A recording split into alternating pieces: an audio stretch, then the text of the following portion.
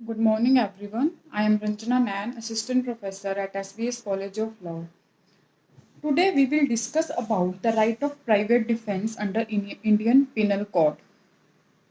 तो right of private defence में होता क्या है एक्चुअल में कि लाइबिलिटी अगर कोई पर्सन ऑफेंस करता है while exercising his right to private defence,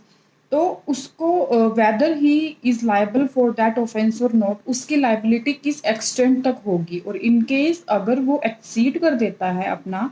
right to private defence, then उस की लाइबिलिटी कितनी होगी और किस एक्सटेंट तक होगी। लास्ट लेक्चर्स में हमने एक लेक्चर में हमने डिस्कस किया था the difference between culpable homicide and murder, जहाँ पे कि मर्डर अगर कमिट हो जाता है उसकी एक एक्सेप्शन थी, और वो एक्सेप्शन थी that if a person exceeded his right to private defense, in that case he is liable for culpable homicide। अगर वो अपना प्राइवेट डिफेंस को एक्सीड कर देता है, अगर एक पर्सन के पास राइट टू प्राइवेट डिफेंस है और उस केस में उसने अपने उस राइट को एक्सीड कर दिया, जितना राइट उसके पास अवेलेबल था उससे बाहर आके उसने बियॉन्ड उसके काम किया, तो इन दैट केस ही उसको लाइबिलिटी जो है उसकी that will be for culpable homicide not amounting to murder. So यहाँ पे हम डिस्कस करेंगे the liability of a person अगर he is exercising the right of private defence and the liability of the accused if he has exceeded his right to private defence. So generally अगर terms में बोले हम कि private defence actual में है क्या, तो जनरल टर्म्स में हम बोल सकते हैं सेल्फ हेल्प, खुद की सहायता करना, दैट इज सेल्फ डिफेंस। वैसे तो जो प्राइम रिस्पॉन्सिबिलिटी है for the protection of the individuals वो that is of the state, वो स्टेट की रिस्पॉन्सिबिलिटी बनती है कि वो अपने जो इंडिविजुअल्स है सिटीजन्स हैं उनकी प्रोटेक्शन करे अगेंस्ट एनी हार्म। बट जो स्टेट है that can not depute policeman to watch the activity of each and every individual, की वो हर किसी की एक्टिविटीज को वॉच करे और हर एक पर्सन के लिए एक पुलिसमैन को डिप्यूट कर दे उसकी प्रोटेक्शन के लिए। तो इस सिचुएशन में जो एक्यूज है उसके पास राइट है खुद को प्रोटेक्ट करने का और अपनी प्रॉपर्टी को प्रोटेक्ट करने का और अपनी बॉडी को प्रोटेक्ट करने का as well as the property and the body of a third person. तो इस सिचुएशन में हमें जो लॉ है उसने एक राइट दिया है that is called the right to private defence. तो ये जो राइट है प्राइवेट डिफेंस का, इसका ये this right is not absolute, इस राइट को हम एब्सोल्यूट नहीं मान सकते हैं, क्योंकि इसमें ये जो एक सिर्फ एक प्रिवेंटिव एक तरह से डिफेंसिव राइट है, नॉट अ प्यूनिटिव राइट। किसी को पनिशमेंट देने के लिए किसी ऑफेंस के लिए इसको एक्सरसाइज नहीं कर सकते। ये जो राइट है इसको सिर्फ एक्सरसाइज कर सकते हैं for the protection of one self और द प्रॉपर्टी ऑफ अनदर, और किसी और की प्रोटेक्शन के लिए, अपनी प्रोटेक्शन के लिए। तो जो आईपीसी है 96 to 106 deals with the provision relating to private defence. तो 96 जो है सेक्शन 96 ऑफ आईपीसी वो एक डेक्लेरेटरी प्रोविजन है विच सेज दैट कि एक जो पर्सन है ही कैन अगर वो कोई ऑफेंस कमिट करता है while exercising his right to private defence, तो उस केस में उसकी लाइबिलिटी नहीं बनती है, तो उसको ये डिफेंस अवेलेबल होगा प्राइवेट डिफेंस का। तो ये जो राइट है that is only a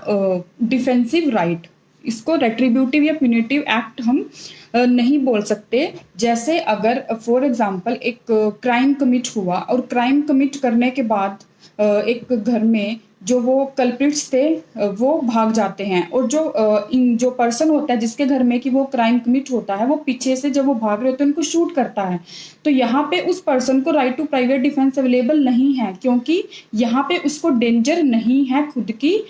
life का और ना ही प्रॉपर्टी का, क्योंकि यहाँ पे उसने अपने उसका जो प्राइवेट डिफेंस है वो खत्म हो चुका है। तो जब प्राइवेट डिफेंस एग्जिस्ट करता है उसी टाइम पे उस राइट को एक्सरसाइज किया जा सकता है जब उस पर्सन के पास राइट है खुद को प्रोटेक्ट करने का, और वो राइट उसको कब अवेलेबल होगा, when he is apprehending some danger, या तो खुद को या अपनी प्रॉपर्टी को, अगर उसको कुछ लगता है कि उसकी प्रॉपर्टी या वो खुद किसी डेंजर में है, उसी सिचुएशन में जो है वो राइट टू प्राइवेट डिफेंस को एक्सरसाइज कर सकता है। तो जब भी कोई क्राइम कमिट होता है, जब भी जो अटैकर साइलेंट होता है वो अटैक करता है एक्यूज पे या पर्सन पे जो कि डिफेंड कर रहा है खुद को, अगर वो जो तो उसके या तो उसने ऑफेंस कमिट किया है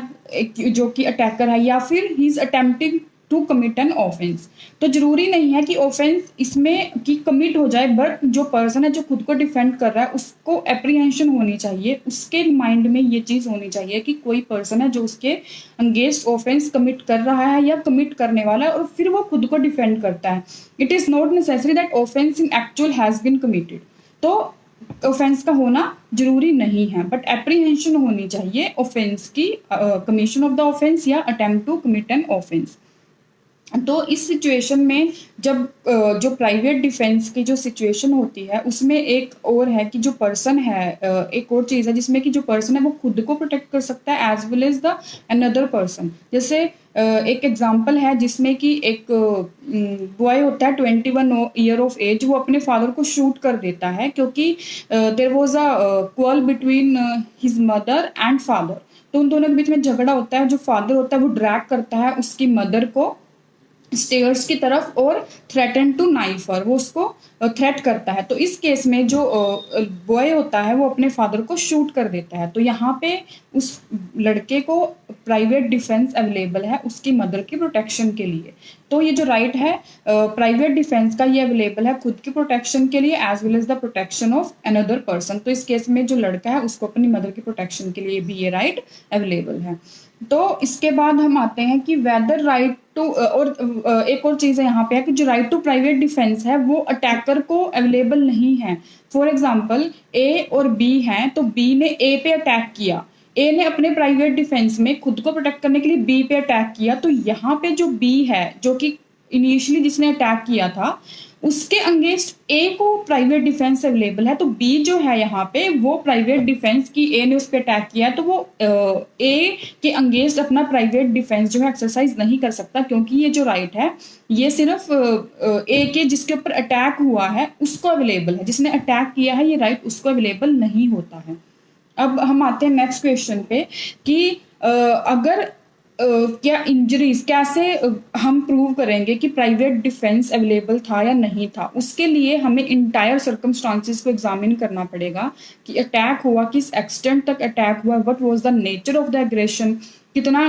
वो वहां पे डिग्री क्या थी डेंजर की, कितना डेंजर था उस टाइम पे जबकि अटैक हुआ था। तो इन सब सिचुएशंस को, सर्कमस्टांसेस को ध्यान में रखते हुए ही ये इन्फर किया जाएगा कि whether right to private defence was available और नॉट। एंड मेयरली बिकॉज कि जो एक्यूज है जो कि right to private defence exercise कर रहा है उसके अगर कोई इंजरीज हैं उसकी बॉडी पे, तो ये इस अकेली सर्कमस्टांस से, इंजरी से हम ये इन्फर नहीं कर सकते कि उसके ऊपर अटैक हुआ है। ये this is not the criteria to decide whether the right to private defence was available और नॉट। तो इसके लिए हम ये इंटायर सर्कमस्टांसेस को एग्जामिन करेगा। इंजरीज से एक्यूज की बॉडी पे हम ये इन्फर नहीं करेंगे कि उसने अपने प्राइवेट डिफेंस में ही ये जो ऑफेंस है ये कमिट किया है। उसके लिए सिमिलरली अगर उसकी अगर उसकी बॉडी पे इंजरीज नहीं है तो हम ये भी इन्फर नहीं करेंगे कि उसने प्राइवेट डिफेंस में ये राइट एक्सरसाइज नहीं किया। फॉर एग्जांपल अगर एक बी ए है जो बी पे अटैक करता है, ए के पास गन होती है एंड बी जो है बिना किसी वेपन के होता है, तो यहाँ पे ए जैसे ही शूट करने लगता है बी को, बी उस पर अटैक कर देता है किसी भी वेपन के साथ या वो उसको बी को मार देता है जैसे ही उसके हाथ में कोई वेपन आता है। तो यहाँ पे इवन दो बी पे कोई इंजरी नहीं है, ए ने अटैक किया था, उसने उस पर शूट करने के लिए, लेकिन उस पर कोई इंजरीज नहीं है, लेकिन स्टिल बी जो है वो एक्सरसाइज कर रहा था अपना राइट टू प्राइवेट डिफेंस। तो यहाँ पे इवन विदाउट इंजरीज हम ये बोल सकते हैं कि बी जो है वो अपना राइट जो है एक्सरसाइज कर रहा था, बट इसके लिए बी को प्रूव करना पड़ेगा जो कि right to private defence exercise कर रहा था that his life was in danger, और उसको वो सर्कमस्टांसेस बतानी पड़ेंगी, प्रूव करनी पड़ेंगी जिससे कि उसने ये इन्फर किया that he has the apprehension of danger of to his life. तो ये सारी सर्कमस्टांसेस जो है वो प्रूव करनी पड़ेंगी एक्यूज को अपना प्राइवेट डिफेंस दिखाने के लिए। और अगर एक्यूज प्रूव कर देता है कि उसने जो एक्ट जो किया है या ऑफेंस जो कमिट किया है while exercising his right to private defence, तो उस टाइम पे उसका राइट जो था वो उसको अवेलेबल था, मतलब उसके पास जो वो राइट टू प्राइवेट डिफेंस था उसको खुद को प्रोटेक्ट करने के लिए उस पर्टिकुलर टाइम पे जब उसने वो ऑफेंस कमिट किया वो अवेलेबल था। बट अगर उसको उस टाइम पे वो राइट अवेलेबल नहीं होता है और उस सिचुएशन में एक्यूज जो है वो क्राइम कमिट करता है, अगर राइट अवेलेबल नहीं है राइट टू प्राइवेट डिफेंस का, तो उसको ये डिफेंस नहीं मिलेगा और उसको ऑफेंस के लिए लायबल किया जाएगा। अब जो नेक्स्ट क्वेश्चन आता है वो है कि कितनी फोर्स यूज कर सकते हैं खुद को प्रोटेक्ट करने के लिए, कितना जो है एक्यूज है जो कि डिफेंडर है जो खुद को डिफेंड कर रहा था वो कितनी फोर्स यूज कर सकता है। तो उसके लिए क्योंकि जो राइट टू प्राइवेट डिफेंस है that is not absolute, and उसके लिए जो है सेक्शन 99 जो पैरा 4 है इंडियन पिनल कोड का, इट सेज दैट इतनी ही फोर्स यूज की जाएगी which is necessary to defend himself, जितनी खुद को प्रोटेक्ट करने के लिए जरूरी है सिर्फ उतनी ही फोर्स यूज की जाएगी। अब कितनी नेसेसरी है फोर्स, ये भी किसी का इसका भी कोई फॉर्मूला नहीं है कि हम इस पर्टिकुलर सिचुएशन में ये बोल दें कि दैट इस सिचुएशन में हमें इतनी फोर्स यूज करनी है। तो उसके लिए भी जो फैक्ट्स हैं केस के और सर्कमस्टांसेस है उसको एग्जामिन किया जाएगा कि कितनी फोर्स अपने आप को उस पर्टिकुलर सिचुएशन में प्रोटेक्ट करने के लिए नेसेसरी थी। तो this is the restriction upon the right to private defence. अगर पर्सन डिस्पाइट दिस रिस्ट्रिक्शन कि उसको एक पर्टिकुलर जो फोर्स है वो ही यूज करनी थी और बियॉन्ड वो अपनी अथॉरिटी अगर उस अथॉरिटी से बाहर जाकर वो काम करता है तो उस केस में वो अपना प्राइवेट जो प्राइवेट डिफेंस को उसको एक्सीड कर रहा है और उसकी लाइबिलिटी जो है वो ऑफेंस के लिए बनेगी। तो जो सेक्शन 100 है आईपीसी का वो बोलता है कि किस किस सिचुएशन में, देखो जब right to private defence exercise कर रहे होते हैं तो उस सिचुएशन में जो पर्सन है सेक्शन 100 में डेथ भी कोज की जा सकती है राइट टू प्राइवेट डिफेंस में। वो जो सिचुएशंस हैं वो मेंशन की गई हैं सेक्शन 100 एंड 103 ऑफ आईपीसी। 100 जो है आईपीसी का वो बोलता है कि जिस सिचुएशन में कि अगर ये कंडीशन फुलफिल हुई हैं, ये ऑफेंसेस कमिट हुए हैं अगेंस्ट द डिफेंडर, तो उस केस में he can cause the death of the attacker. तो जो 6 जो ऑफेंसेस है जो मेंशन किए गए हैं आईपीसी के सेक्शन 100 में वो है कि अगर there was an apprehension of causing death और ग्रीवियस हर्ट, लाइक अगर फॉर एग्जांपल अटैकर ने ए ने बी पे अटैक किया, तो अगर बी को लगता है कि जो उसको एप्रीहेंशन होती है कि जो ए है वो उसकी डेथ कोज कर सकता है या ग्रीवियस हर्ट कोज कर सकता है, तो उस सिचुएशन में जो ए है जिसपे कि अटैक हुआ है वो उसके पास राइट है खुद को डिफेंड करने का, और खुद को डिफेंड करने की प्रोसेस में वो अटैकर की डेथ भी कोज कर सकता है अगर उसको एप्रीहेंशन है किस चीज की, डेथ की और ग्रीवियस हर्ट की। एंड थर्ड इज अगर जो अटैकर है उसकी इंटेंशन है टू कमिट रेप और अननेचुरल लस्ट या फिर किडनैपिंग और एबडक्शन की उसकी इंटेंशन है या फिर रॉन्गफुली कन्फाइन करने की। तो इन 6 सिचुएशंस में जो डिफेंडर है he can cause the death of the assailant. तो इन 6 सिचुएशन में वो उसकी डेथ भी कोज कर सकता है। किडनैपिंग और एबडक्शन के कंटेक्स्ट में एक चीज है कि जो किडनैपिंग होती है, किडनैपिंग इज पर से एन ऑफेंस, कि किडनैपिंग और अबडक्शन में ये डिफरेंस है कि किडनैपिंग तो होती है माइनर की 18 ईयर्स ऑफ जो 18 ईयर से कम होते हैं, और जो अबडक्शन है उसमें कौन कौन होता है, अबडक्शन में होता है जो अबव 18 ईयर ऑफ एज है मेजर की। तो अबडक्शन जो है पर से is not an offence while the kidnapping is पर से एक ऑफेंस है। तो अगर अबडक्शन पर से ऑफेंस नहीं है क्योंकि अबडक्शन के लिए इंटेंशन अदर ऑफेंस जैसे कि डेथ कोज करने की जिसको किडनैप या अबडक्ट किया गया है उसकी, या फिर उसको ग्रीवियस हर्ट कोज करने की, या फिर वो रैंसम वगैरह मांगते हैं, तो उसमें जो है इंटेंशन दी गई है 364 सेक्शन 364 से लेकर 369 तक। तो अगर वो इंटेंशन नहीं है विद अबडक्शन तो हम पर से अबडक्शन को ऑफेंस नहीं मानते हैं। लेकिन as far as section 100 of IPC is concern, यहाँ पे एबडक्शन जो है यहाँ पे हम ये नहीं देखेंगे कि whether the person who is abducting उसकी कोई और इंटेंशन भी है एबडक्शन के साथ। तो यहाँ पे एक लैंडमार्क जजमेंट है that is Vishwanath versus state of UP, जहाँ पे कि एक देयर वाज अ बॉय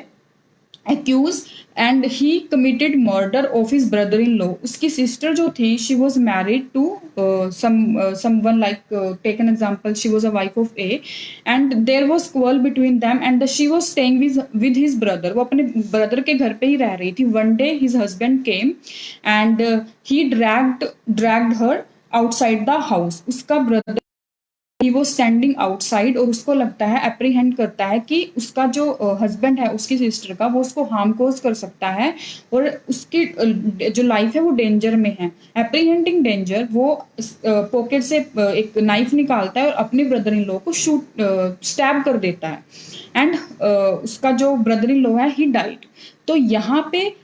जो एबडक्शन जो था वो एबडक्ट कर रहा होता उसकी सिस्टर को, लेकिन एज पर आईपीसी एबडक्शन पर से तो ऑफेंस नहीं है क्योंकि वहां पे इंटेंशन तो क्लियर नहीं है कि हस्बैंड उसको क्यों ड्रैग कर रहा है. लेकिन इस सिचुएशन में जहां पे कि ब्रदर है और सेक्शन 100 की जो सिचुएशन है, तो यहाँ पे जो ब्रदर है he is apprehending danger to the life of her sister.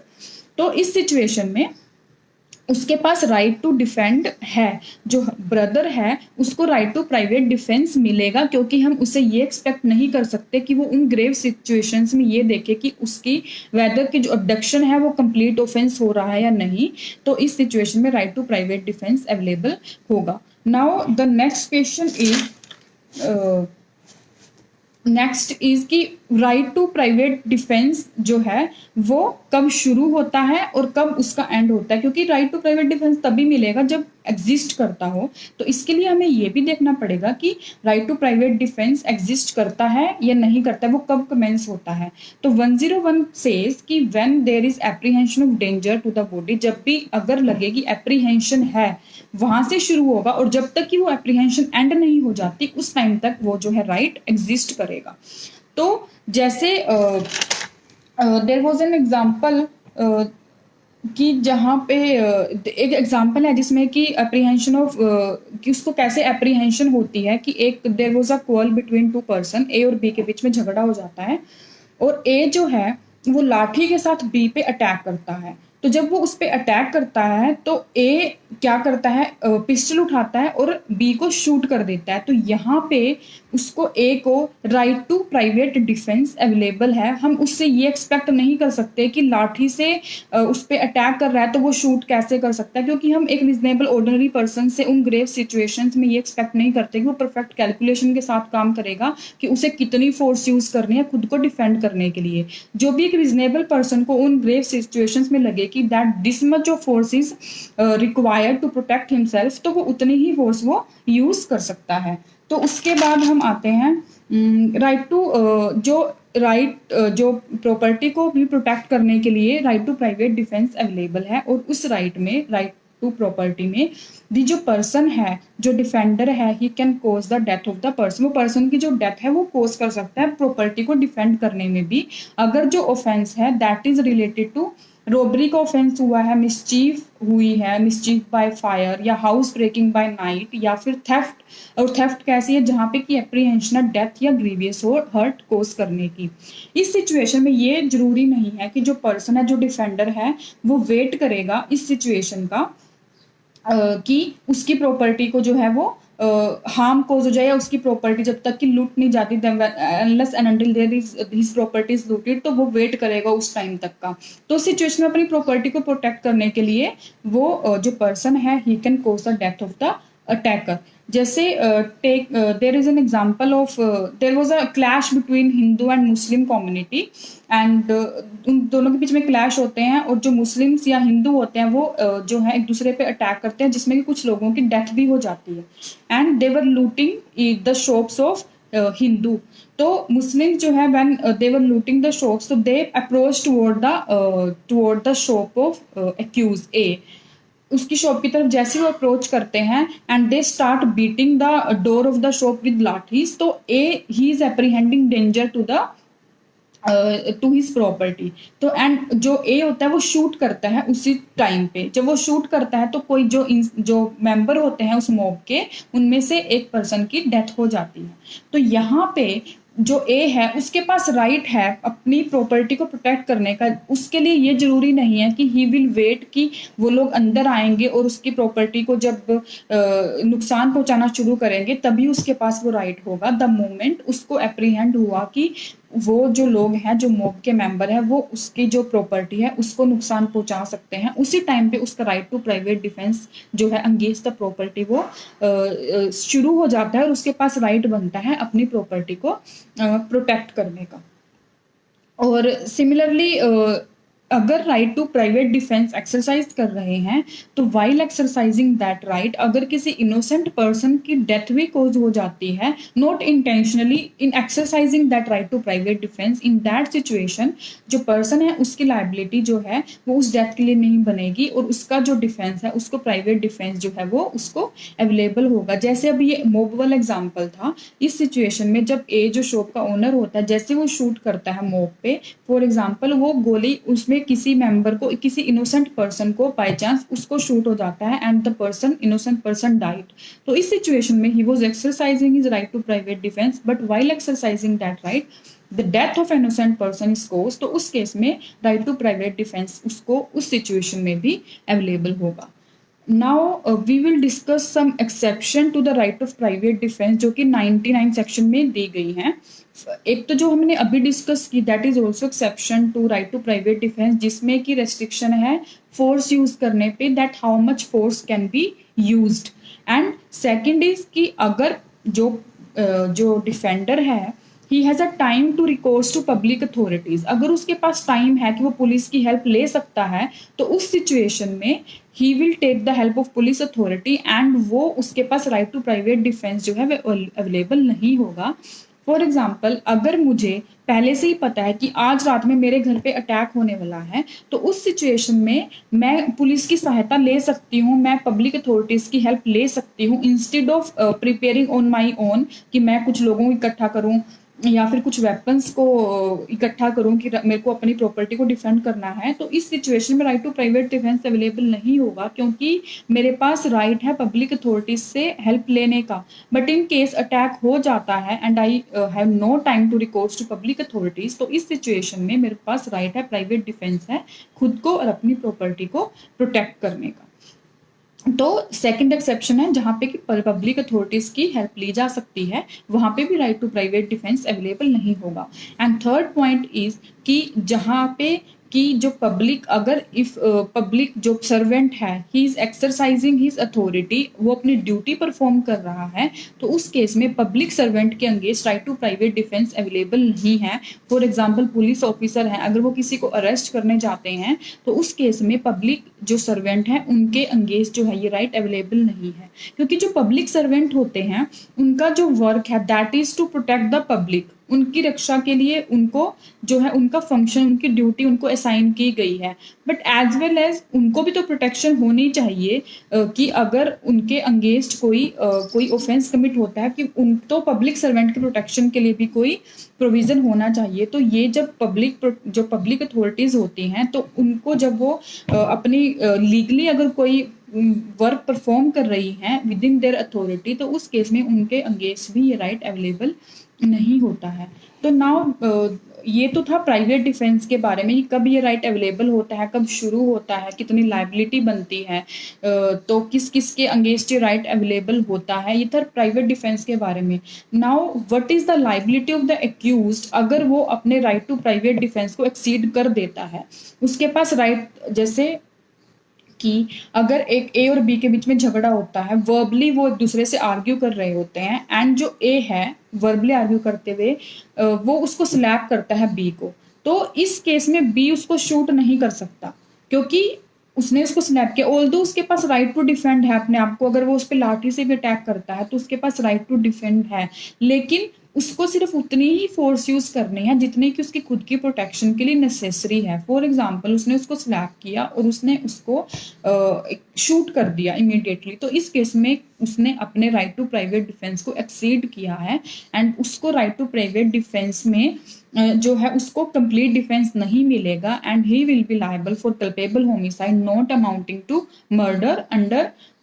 Section 300 जो 300 की जो एक्सेप्शन 2 है वो बोलती है कि अगर एक पर्सन ने अपना राइट टू प्राइवेट डिफेंस को एक्सीड कर दिया है then he will be liable for culpable homicide and not amounting to murder. तो यहाँ पे हमें क्या एग्जामिन करना है, ये एग्जामिन नहीं करना वेदर द पुलिस जो एक्यूज था he has the intention to commit murder और कल्पेबल होमिसाइड और नॉट। उसकी इंटेंशन यहाँ पे कल्पेबल होमिसाइड कमिट करने की नहीं है, rather he has exceeded his right to private defense, उसने अपने right to private defense को exceed किया है। तो हमें यहाँ पे ये देखना होगा कि उसने अपने right को कितना exceed किया है। यहाँ पे ये देखने के लिए हमें ये देखना पड़ेगा कि क्या उसने गुड फेथ में वो एक्ट किया था, मतलब खुद को प्रोटेक्ट करने के लिए वो एक्ट किया था। सेकेंडली ये देखना पड़ेगा कि क्या उसकी कोई प्री प्लानिंग थी वो एक्ट कमिट करने के लिए। अगर उसकी प्री प्लानिंग थी तो उसको ये डिफेंस कल्पेबल होमिसाइड का नहीं मिलेगा, कल्पेबल होमिसाइड के लिए वो लायबल नहीं होगा, rather he will be liable for murder. तो कल्पेबल होमिसाइड अगर वो एक्सीड कर देता है अपने राइट को तो वो कल्पेबल होमिसाइड के लिए लायबल होगा। और कल्पेबल होमिसाइड में लायबल होने के लिए भी हमें कुछ इंग्रेडिएंट्स को एग्जामिन करना पड़ेगा, जैसे कि